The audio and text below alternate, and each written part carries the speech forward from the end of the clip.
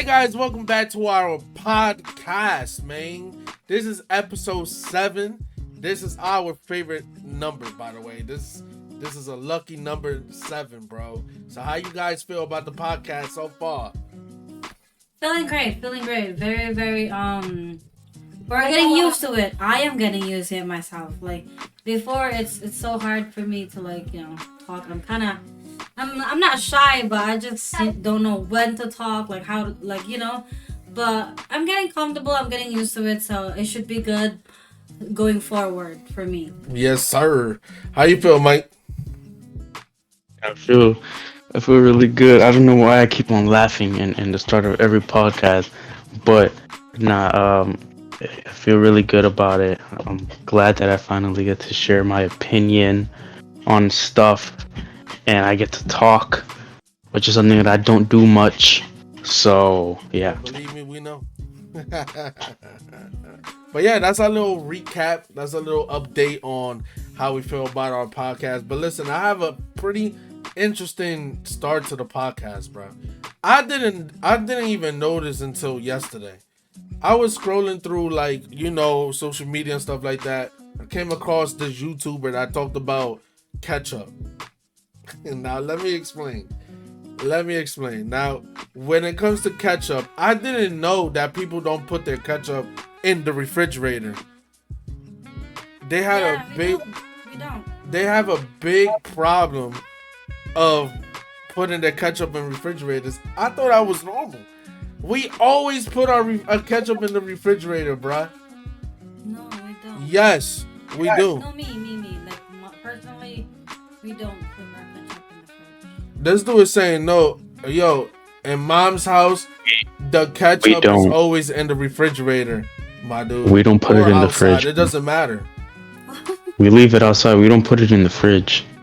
Yo, y'all weird as hell. I like y'all pretending like y'all don't know. Bruh, it doesn't matter if it's in the refrigerator or not. It's whatever. Yeah, but me personally, I prefer my ketchup outside the refrigerator. Same. But I was flabbergasted when I learned that people put their bread in the fridge. What? Oh my god. Yeah. So y'all find that weird, but y'all what? I seen bread in the refrigerator before though. I don't do it personally. I put it in the pantry. Yeah. But why they put it in the refrigerator though? I don't get it. I don't even know, like to keep it cold. They like cold bread. Probably when they toast it, it's like it's crunchier more. I don't know. You tell us, Mike. You know this. It's because they're weird. That's why. Hey, but listen, I'm just bringing that up because I remember this one time. This is another thing that I found out that is extra weird about me. I guess I found out that it's weird to put ketchup on rice. So whenever I order Chinese food, or like I have white rice or anything like that, I put ketchup on it. Now, preferably, I like it cold ketchup on the rice. It really doesn't matter. Yeah, it doesn't matter. But it really doesn't matter. I put duck sauce, soy sauce. Yeah, he does. So like, bruh, I don't get it. And then this one person saw me one day putting ketchup, and she thought it was the weirdest thing that she ever saw in her life. Like, I don't understand. How y'all feel about that, bruh? Well, at first, I always ask her, like, why do you put ketchup on your whole plate? I'm not used to. I guess because me personally, I'm used to putting soy sauce on my rice. Like that's my go-to food. Like rice, soy sauce, and the meat. Damn. You putting like ketchup? Probably. I mean, I tried it. It tastes good, guys. It tastes good. I tried it. It tastes good. Not gonna lie.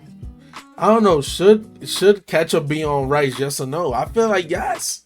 Yeah. Y'all be putting soy sauce, right? The Asian community be putting soy sauce on their rice. What's wrong with the ketchup? How you feel about that, Mike? Cause bro, don't act Hollywood, bro. Cause you over here acting Hollywood on ketchup being in the refrigerator when you know we always had it in the refrigerator, bro. For the most of the time.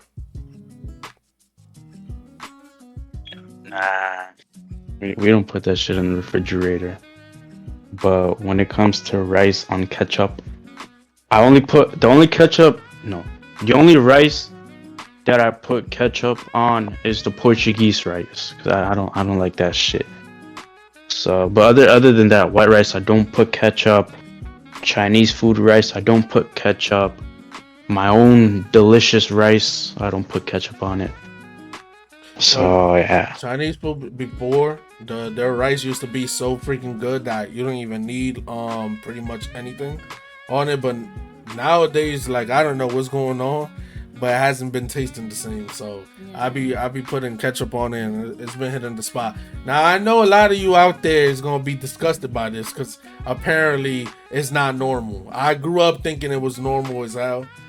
I mean, it depends, because if you're a person that likes sauce much, you know, because it's sometimes I don't like plain rice, because I need something in it to make it like just flavorful, because you know I don't put salt or anything in there, so that's why preferable soy sauce for me, and then for him is ketchup. So it's literally our preferred for our anything, you know, for our food and stuff like that. Some people our preference, right? Yeah, preference. Because for me, soy sauce and oil mixed together, put it on the rice, I could eat that without any meat.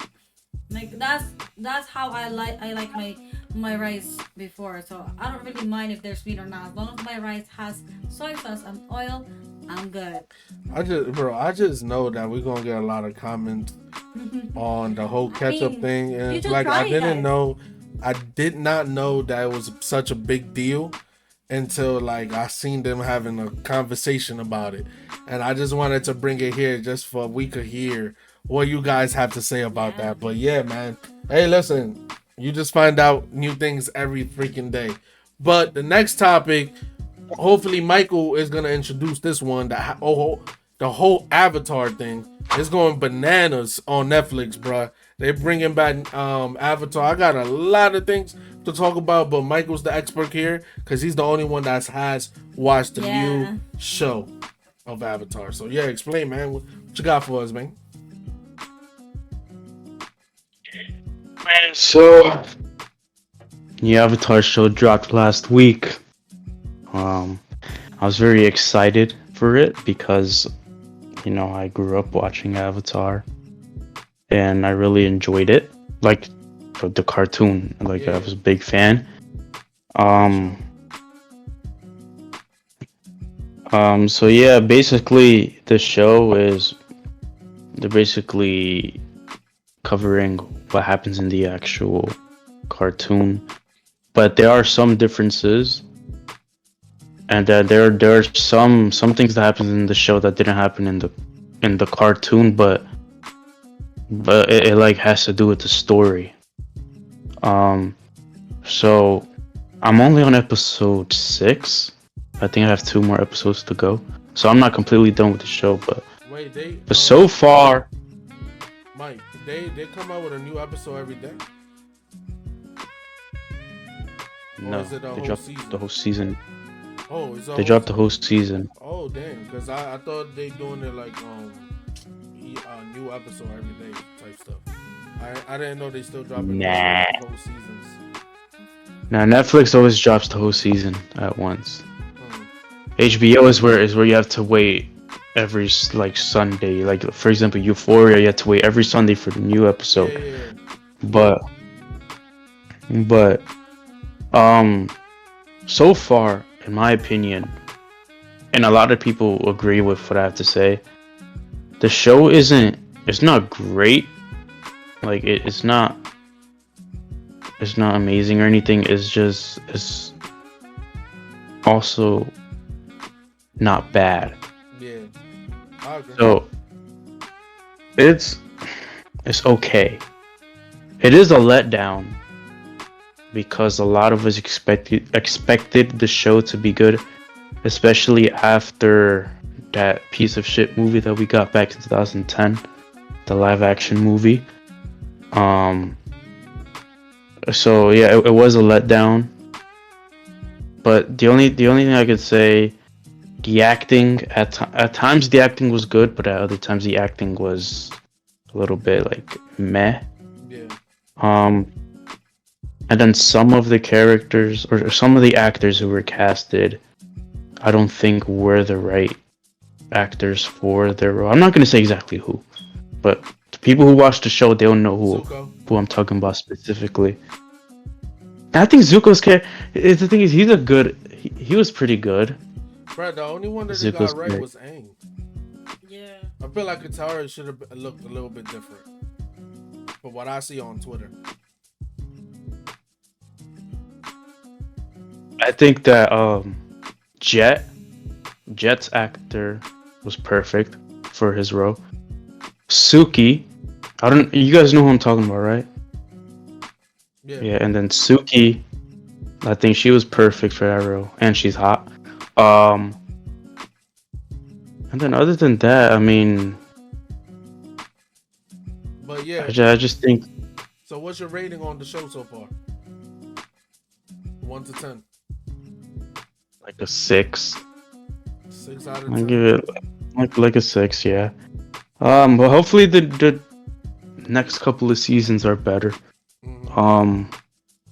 Like I said, I'm not completely done with the show yet, but I'm just going based off of what I've seen so far and what I think of it. And also, the CGI at times is a little bit bad. Sometimes you can tell that they're in a studio instead of the actual place, because the CGI just isn't that good. Yeah. But the bending, I think that it's pretty good in the show. Like, you know, the water bending and all that shit, I think is pretty good. The effects. Yeah. And yeah. And at times I feel like the show was a little bit rushed.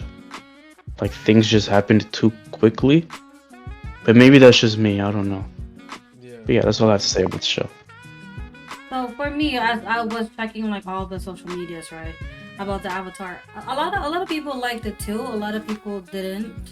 A lot of people, as what he said, it was a letdown too. I haven't watched it yet, because we are finishing the show. Because literally, when I was like probably younger, I never really watched it. I never really got interested in watching Avatar until a couple of weeks ago when when he started putting it on, and then it was like I was watching it. And it's very very interesting, and then next thing I know, the show is coming up in Netflix. So that's one thing that we are gonna watch too. Yeah. But I don't know. I didn't watch clips because I don't want to be like having spoilers and stuff. But you know, as what Michael said, that there's things that a little bit different from the show or the cartoons, the cartoon itself. So that's one thing that we have to keep an eye to when we watch it.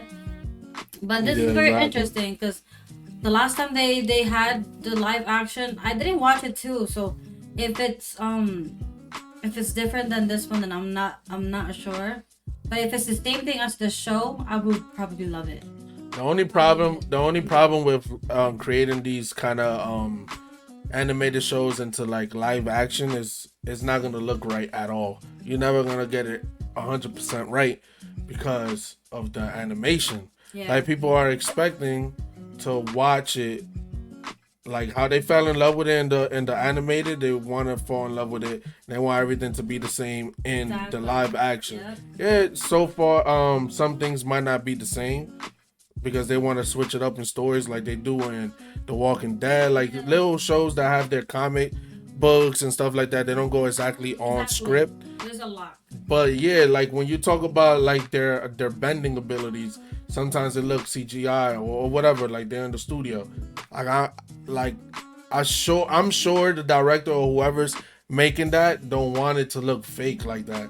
But it's just so hard sometimes. So that's the only problem with like live action stuff and bringing it into like live action style. Okay. So but as long as the storytelling, I haven't me and her haven't watched it yet, but Michael has.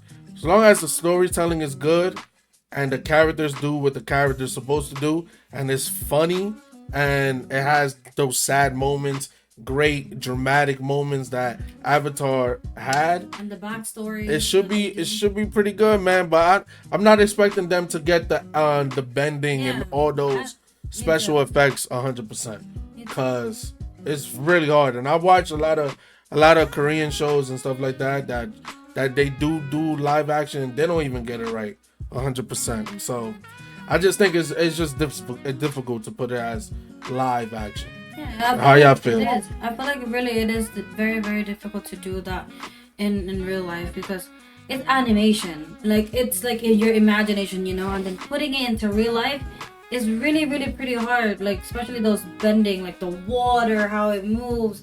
You have to literally you have to use the computer to do that too without even showing that it's not real. But it's gonna be so hard because we're not that. I mean, technology is really upgrading throughout the years, but it can't be perfect. A great thing too to add on is like the funny moments is like non-human human stuff. So like they can't even make it into like real life. Like a lot of like Saga drinking the cactus juice or whatever it was.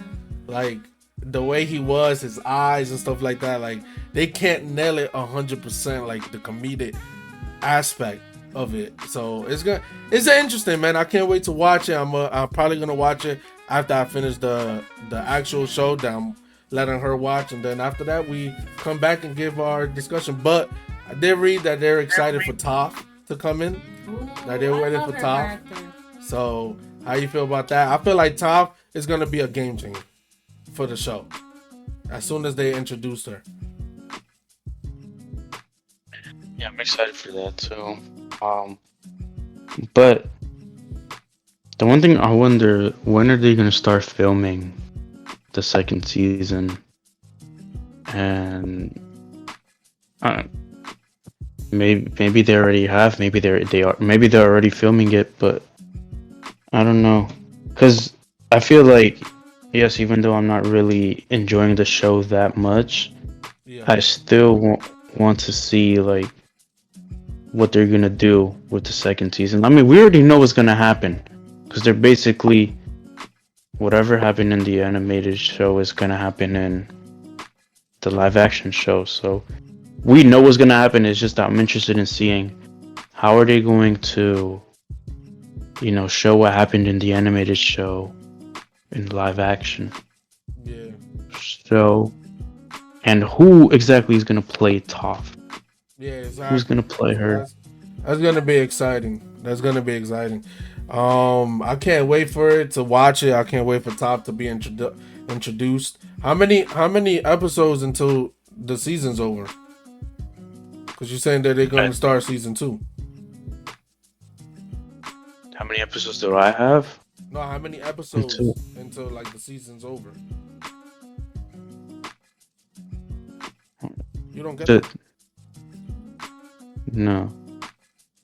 How many more episodes until the season's over, Mike? The entire season already dropped. Oh, yeah, but how many episodes they have? 8? Man, I think it's 8. 8 for one season. How are they gonna squeeze in everything? Yeah, Well, was in the original one. Like 20. Cause they still. But I think Go ahead. the thing is, each episode is like 45 minutes, and in the cartoon, the episodes were like 20 minutes. Oh, so they're fitting everything that they can into like the first season. Okay. Pretty much. All right. So yeah, man, guys, make sure y'all go watch the Avatar. Give us y'all ratings on it. It's gonna be dope as hell. On some other news on Netflix, a new show came out 2 weeks ago called Griselda Blanco. And tell us her description. All right, so let me read this description, okay? So Griselda Blanco Restrepo was a Colombian drug lord who was prominent in the cocaine-based drug trade and underworld of Miami during 1970s through the early 2000s, and who has also been claimed by some to have been part of the Medellin cartel. Blanco was assassinated in Medellin on September 3, 2012, age of 69. So like we all know about like the Pablo Escobar and stuff like that, El Chapo and stuff. Hey, listen, nobody was first except for Griselda Blanco. And Pablo Escobar actually called her, like he actually said that he's scared of her. That's the only man that she's scared that he's scared of and stuff like that. But yeah, I saw the Netflix show and it was so good. She has 4 kids and one of them is called Michael Corleone, just like the Godfather is. Yeah. Cause the father, his father loved the Godfather, so that's his name. And he did an interview explaining like what really happened. And of course, the show is not gonna get everything correctly because it's only like a few episodes into it. 6 episodes that they have. Yeah, so like not everything is gonna be accurate, but I love that Michael Corleone is the last living of like the brothers and her kids. Yeah. And he explains it very well. Like he's not condoning what she did is good, but he's just giving a great perspective. Now in the actual show, it gets crazy, bro. Like she took over Miami, and that's a woman. Like we don't hear about a lot of women like into those things. We usually see them as like the wife of the actual boss and stuff like that. But she was the boss. That is crazy though. That is really crazy. Yeah. Like, I know, like you was watching this podcast about Michael Corleone was getting interviewed. I was watching it a little bit too, and it's crazy how he still remembers everything. And then there was a time that he was very emotional about telling about his brother and stuff. So it really you will see that it's still fresh in his memories of what happened, you know. And it's really great that he connects all the episodes to what really happened in real life. He also says like there's some part that didn't happen, but it's cool to put it there because it's kind of like part of the whole thing. So that's one thing that he's clarifying all the episodes. So that's really good. Like, because if it was me, right, and I'm watching the show, I would be questioning myself like, what just happened, like what it is. But you know, watching that podcast would really help you understand what really happened too. You know? Yeah, exactly. And you didn't watch it yet. I did put it in the list to watch it. It's really good. It's very insightful. Did you watch it? No. Yeah, I know. But anyways, the story is even deep. It goes even deeper when he talks about it. And the son was getting ready to take charge of the whole operation, and Griselda was gonna get lay back a little bit, you know, retire and let the third son take over because he was ahead of his time, as Michael says. But you know, everything happened. She went to jail at the end of the day. Everybody gets caught. At the end of the day, everybody gets caught up. She goes to jail, served 7 years, I believe, and just as she was getting out, they told her the story of that her 3 sons got murdered. Yeah. So basically, what we're thinking and what Michael thinking is, Michael Corleone, that is that they waited until she finished her sentence to murder her kids just to put it in her face. Oh my god. Yeah, because she also did a lot of murdering too. Of course, yeah. So that was the payback. Man, it's such a great show. I advise y'all to go watch it. It's very insightful. And yeah, man, it gets crazy. The next topic is your topic, Michael. That this was actually pretty fun to answer, and I had a good time answering it. I believe you did too. It's the personality test. Pretty much. I was confused of what they told me that I am, but I'll let you start off with this because you introduced us to this topic, my brother. Okay, so some of y'all may know about this. I mean, this is something I literally just found out about months ago, but it's the 16 personality test, whatever. Yeah. The MBTI test. Basically explains your personality and stuff. It tells you what your personality is, but in 4 letters. And some people say that it's fake.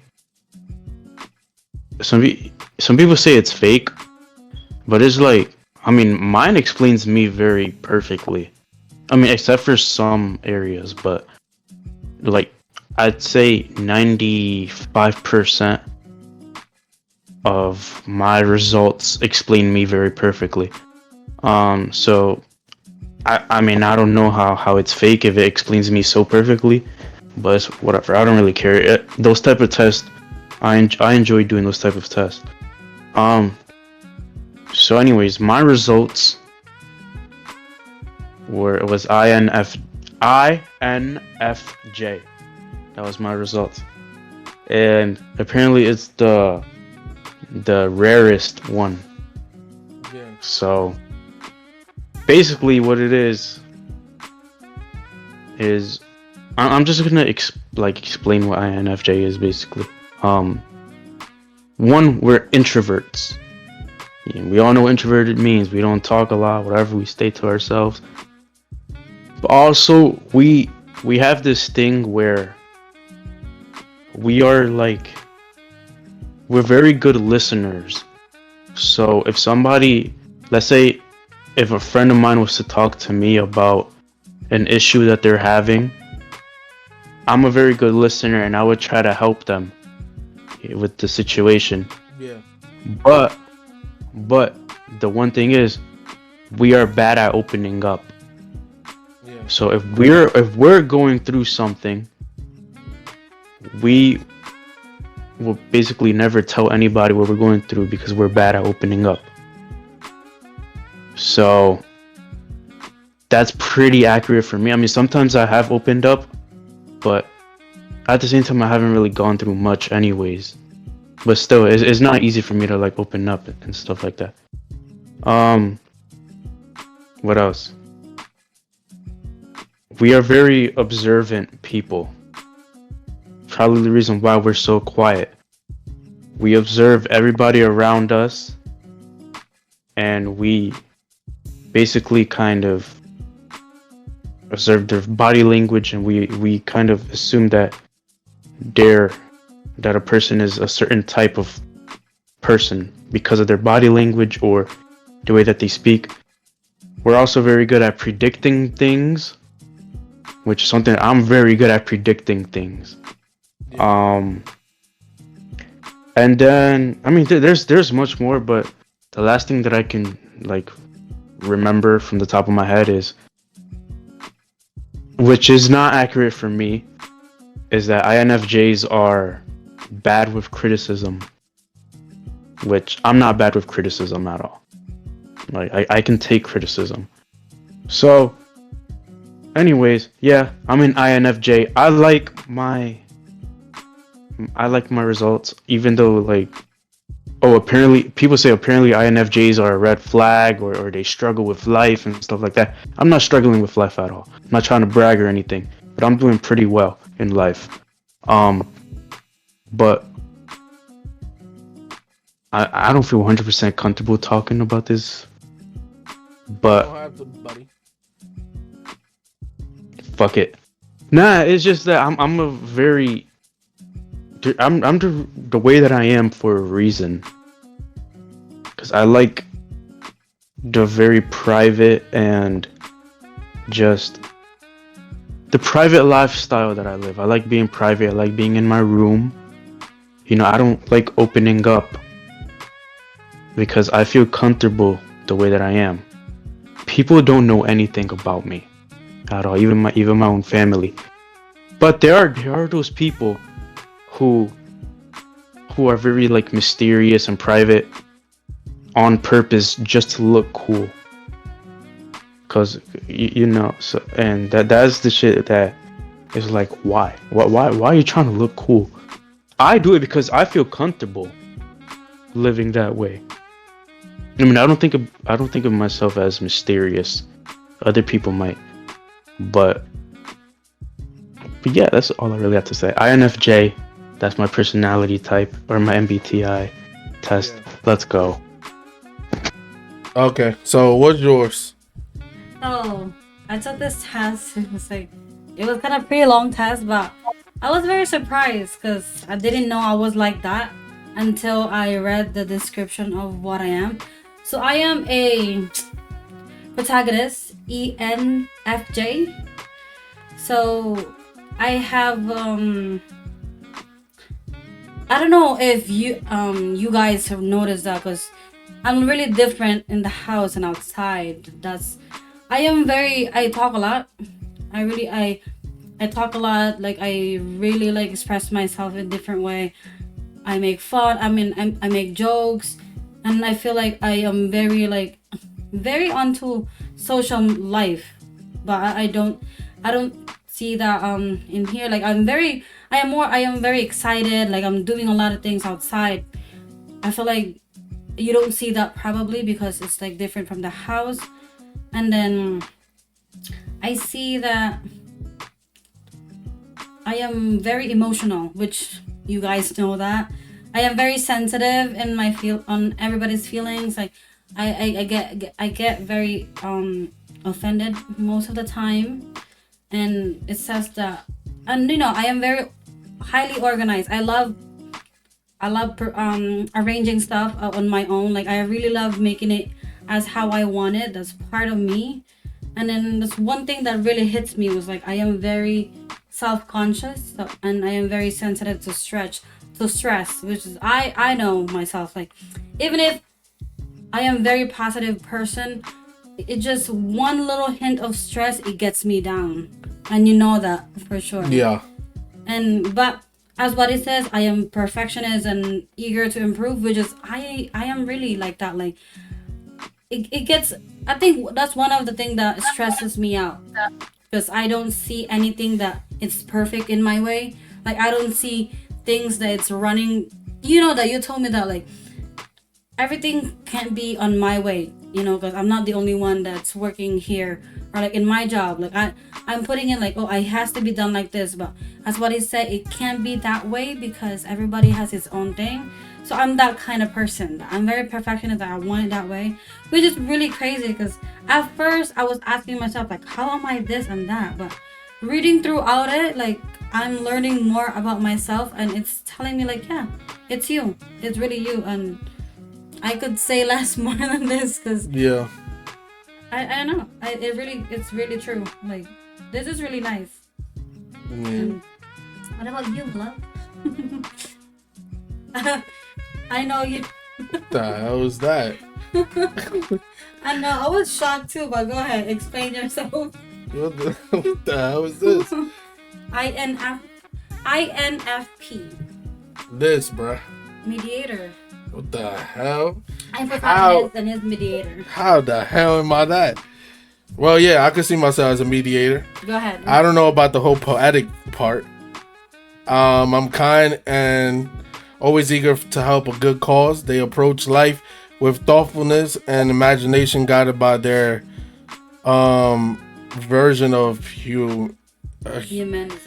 humanism, whatever the hell that says. Whatever the hell that says. But it's you. This one for the introverted. They say I'm introverted like 55%, which I'll say I'm 50-50 with it. More I like going outside, interacting, always opening up, blah blah blah. But I always have those days that I want to stay to myself, don't really want to be bothered, rather stay. And once you deal with like a lot of drama, you find like that you want to be peaceful, not really in the way of people, not really want to like be next to people. So that's where the introverted part with me is coming from. Now my mind is, We have the same. wow, I'm surprised, intuitive. You're likely very imaginative and open-minded, focused on hidden meanings and distant possibilities. Thinking over feel. I'm more feeling overthinking, Me too. which means Something I forgot to mention. Wait. No, I'm more feeling actually. I'm more feeling. You likely value emotional expression and sensitivity, prioritizing empathy, social harmony, and cooperation. Yeah, we have the same one. What's the other I one? have 62. All right, I'm prospecting instead of judging. Yes, I 61% on that. I agree. You're likely very good at improvising and adapting. You tend to be flexible and value above stability. I like that. Turbulent. And then turbulent. Damn, you have more turbulent than me? You're likely self-conscious, sensitive to stress, success-driven, perfectionist. Because my thing with that whole perfectionist thing, I don't really like intruding on other people. Like how I am, I don't like working with other people because I don't like bothering people. And how I want things is like I don't want to bother. So like how I like my things, I don't want nobody telling me what to do when it comes to my thing. Unless it's like they have a good point. I'm not gonna shut them off. But like I don't like bothering them more so. And to what they're like doing. And eager to improve. I always ask. That's one thing about me. I don't run away from being wrong. I always like improving. I always ask, yo, like, how do we get this better? How do we do this better and stuff like this? Blah blah blah. So I'll say that's true and stuff like that. Pretty much everything is true about me when it comes to personality. A lot of it changed over time because, like I said, once you don't like drama, you prioritize peace over drama. So you look for calm places to be, and you really stay away out of like people's lives a lot more because of shit that people go through. Blah blah blah. But yeah, not to go too deep into like the whole thing. I really did enjoy this because like I read it with the what's those signs called? That you were Aries. Huh? Zodiac sign. Zodiac sign. I like reading those. I like reading different things that tells you astrology. I like reading those things that tells you about your personality. You may not believe it in it, but it's pretty fun to read it just to see. And then it matches up sometimes, you know? It does. So yeah, anything else you want to say, Mike? There's like some stuff I forgot to mention. But INFJs are very. We're called the advocates, so we care about very important stuff is happening like around the world and stuff, and we want to. It's like me personally, I want to make a change in this world, but it's gonna take time. And then it's really hard to. That's one thing I understand. And then there was another thing. But yeah, we make a lot of decisions based on our gut feelings. Yeah. So if I feel like something isn't right, for example, this is kind of a silly example. When we play Warzone, I always have a gut feeling that when we push a team, well, not always, but sometimes I have a gut feeling that whenever we push a team that is not the right decision, and a lot of times it ends up not being the right decision. So yeah, I feel like I do go with my gut feeling a lot. My gut feeling is right a lot of times. And I be watching a lot of TikToks and memes. Videos on INFJs, and they're all like so accurate. Like it's like we are just a small group of people because there's not a lot of INFJs out there. We're a small group of people who just share the same personality and the same struggles and all of that. And then one last thing, we have this thing called the INFJ stare, where whenever we're having a conversation with somebody, we just look them in the eye. No like movement, no looking away, none of that. And I'm not gonna lie, I do that sometimes. But it's just cause like sometimes whenever somebody's talking to me, I'm looking straight at their eye, and I like get so distracted because I'm like observing them and stuff, so I don't even like hear what they said or none of that. Or somebody may tell me their name, but I'm so distracted thinking or observing them and shit, and I forget what their name is. So yeah, it's just, you can look up a bunch of shit on INFJs and you'll understand more. But yeah, Yeah. that's it. Anyways, yeah. So if you guys want to take the test to know more about yourselves, how accurate it is, and stuff like that, just go to Google or Safari, whatever, and type in personality test, and you should be able to find it really, really quick. But on some good sports section, sports time.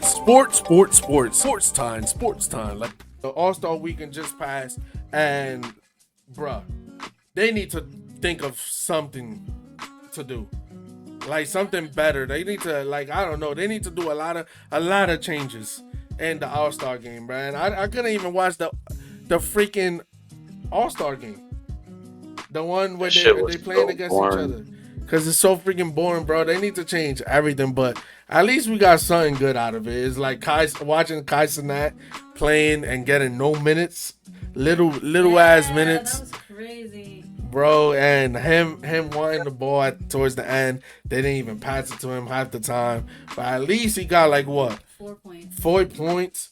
So he did something. Far from our prediction last time. My prediction was 10. Mine was 8. Oh, you're close. Okay, fine. You're close then. I think mine was like 4 or 6. Oh, okay. Hey, listen, for me, I didn't think that they passed him the ball enough. So I could have easily went to 8. He could have easily went to 8 points, Yeah. bro, to me personally. But what are some changes that you think the All-Star game and the All-Star like period need to do to like make it more entertaining, bro? Then to take out the dunking contest, take that shit off. Crash. Bro, that's the only thing that people enjoy in that shit. But I don't know, man. It's cause here's the thing. With events like that, the viewers, the people who are watching it from TV, they don't have fun watching them, like the All-Star games, for example. But the people who are actually at the game, they enjoy it, and the players themselves enjoy it. And like, yes, entertainment is very important when it comes to events like that. But like, what else can they do? Like, how can they change the actual game itself? I don't think that they're just gonna tell the players to actually play defense and actually try hard, because here's the thing: the players want to avoid getting injured. Yeah. In an All-Star game, getting injured in an All-Star game, and literally, if you really think about it, the playoffs are right around the corner. Yeah. If players start getting injured in the All-Star game, and it is a key player that can affect the team, there are teams within the next few weeks. There are teams that are gonna start having to fight for playoff spots. Yeah. And I know that like there's a trade deadline, I guess it's coming up in March or something, but there are teams like the Lakers, maybe they're probably gonna have to start fighting for a playoff spot, or at least a play-in tournament spot. So to get injured in the All-Star game, I mean that's why I think the All-Star games should be after the season. But like football, well, football is in between the end of the playoffs and the Super Bowl, but I don't think, I mean, I don't know, because your chances of getting injured in an All-Star game is very low, just because of the fact that they don't try their hardest. They don't try on defense. But something could happen. I don't know. I saw Baseball and Huh? in my opinion, baseball has people might get this wrong, so I'm gonna just clarify. I'm what I'm about to say. I'm talking about the actual All-Star game itself, not the entire weekend, just the game itself. Baseball has the most entertaining All-Star game out of every sport, because they're actually trying while having fun at the same time. Yeah. The pitchers are pitching 99 miles an hour fastballs. The hitters are hitting the ball 450 feet dead center. Yo, Giancarlo Stanton home run like 2 years ago. That was in the All Star That game. was That crazy. was that was a great Nah, moment right but there. But no, I saw this great post that this guy did of like what great changes for the NBA All Star game, and they said that having 1v1 challenges, and whoever is the superior 1v1er is like they get a trophy. So that's how you bring. Not gonna lie, if they do end up doing that, it will bring so much people because what they like watching on YouTube, people doing 1v1s in Yeah. basketball. Imagine the greatest players in the whole NBA playing 1v1 to see who is the best 1v1 player. That they're gonna actually try, and that will bring in so much attention into NBA All Stars. So I agree with that, bro. Like that would be exciting because they have to play. If not, you're gonna be roasted on Exactly. Twitter and stuff like that. So I think that's a great thing to Good. add. yeah, football to me is the hardest when it comes to having an entertaining All Star game because, like I said, they don't want to get injured. Yeah, So that's why they don't. When it comes to football, they don't. Well, when they played with pads, because now the football All Star game, football is called the Pro Bowl. They do flag football now. Um, Before, like 2 years ago, the last time they played with actual pads, they weren't really like tackling and shit. yeah, Before that, they were tackling. Like years ago, they were tackling. I've I remember seen when it. OBJ was in the Pro Bowl, he made a crazy catch and stuff, whatever. But the Pro Bowl used to be a lot of fun. All one thing I will say about the Pro Bowl, the events outside of the actual game are very entertaining. But I think the most entertaining All Star event out of all sports, outside of the actual like game itself, Mm, is the home run derby. yeah, The home run derby is the most entertaining one out yeah, of I everyone. agree with that. I agree. Yeah, man. Like, hey, it's time. It's time for a change because, like everybody's saying, everybody has seen the dunk contest over and over again, and there's no other new things that you could create, man. Everybody Yeah. have seen it all, so either get rid of that or add new aspect to it. Exactly. But with that 1v1, I think that's a great look into the future. Great little change into the future. So I think they should start with that. But yeah, man, it is what it is at the end of the day. The last and final topic, which is a great topic to have. I just farted, bro. Damn. Well, guys, he just farted. I don't know what to think about that, but yeah, FYI. Listen, spring training for baseball has started, and we have been seeing what could be ultimately the champions of 2025. It's gonna I mean, be well, Yankees. 2024/2025, and it could be the Boy, bruh. motherfucking Yankees, bruh. Yeah, I'm gonna just tell you this, right? Um, the hitting looks really good. Yeah, it's spring training. Oh, Michael, it's just spring training, bruh. Yesterday, Sunday, we had some of the starters out there. Yeah. Aaron Judge, Juan Soto. Juan Soto scared us a little bit with his first swing because it looked like he got hurt, but he didn't. Um, you know, us Jets fans, we don't want another Aaron Rodgers moment. So but the starters hit really well in that game. And then the very first game on Saturday, the Yankees scored 22 runs, but I think that was mostly like the minor leaguers and stuff. But hitting wise, it looks good. Pitching, I mean, we had Rodon. Rodon started yesterday. He pitched pretty well. Also, Marcus Stroman also pitched yesterday. So there was 2 games yesterday. was split squad. Yeah. Marcus Stroman didn't pitch that well.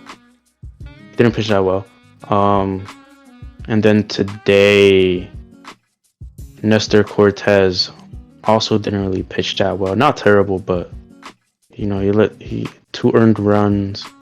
You gotta pick it up. The one thing that was a little bit concerning, but maybe not that concerning, because spring training did just start. There's still a whole month left of spring training. We had errors from Volpe and LeMahieu. Now, the LeMahieu error was kind of hard to catch because the ball bounced up and it hit his face, and sometimes those are really hard to field. Yeah. Volpe's error, I don't know what the hell happened in Volpe's, because it's like he fielded the ball, but it went up to the sky, and he had no idea where the ball went and stuff. And then Juan Soto scared us again. Juan Soto dove for a ball, and I think his he dove for the ball. I think his hand got caught in the floor while diving, so his hand kind of went like that. I think though, and that could break his wrist. Man, yo, I think that happened. I don't know. Yo, bros, put him. I don't know, man. Just make him a designated hitter or something. I don't know, man. Let him rest until game. Stop playing that guy, because that guy is injury prone. But anyways, listen, I really liking. I already told you we have the most elite hitters this season. I don't know. I was gonna ask you what other team is looking great. How are the Dodgers looking? If you check. Good. The starters, they're doing their thing. The starters are doing their thing, but yeah, they look good as well. But look, my predictions for this year, when it comes to both leagues, I think that the Yankees and the Astros are going to be the 2 best teams, and they're going to be so close. I feel like the AL might be decided by 1 game or 2. What I mean by that is I feel like whoever's gonna be the number 1 seed for the playoffs, let's say if it's the Astros or the Yankees. Wait, one second. I feel like if it's gonna be the Astros or the Yankees, who's gonna be the number 1 seed? Yeah. I feel like it's gonna be so close, and it might be decided by 1 game. But that may also depend on it might also depend on how do I say this? The other teams that are in their division. Not division. Okay. Because the Yankees, we also have the Orioles. They're looking really good. We also have the Blue Jays, who's looking pretty good. The Astros, they have the Rangers, who just won the World Series, and they're going to be pretty good. Yeah. So, yeah, we have those teams that are also dangerous, but I think that the Astros and Yankees are going to be the number 1 and number 2 team in the AL. And the NL, Dodgers and Braves, they're going to be the 2 NL teams. But I can also see the Diamondbacks being there. They're the team who just lost the World Series. And I mean, I don't really know. I can't really think of any other teams on the top of my head, but there may be surprises. Yeah, maybe surprises, but I just feel bro, it's gonna come out. It's gonna come down to the Dodgers and the Yankees. That's it, bro. We have too much of a good roster. Rastafari.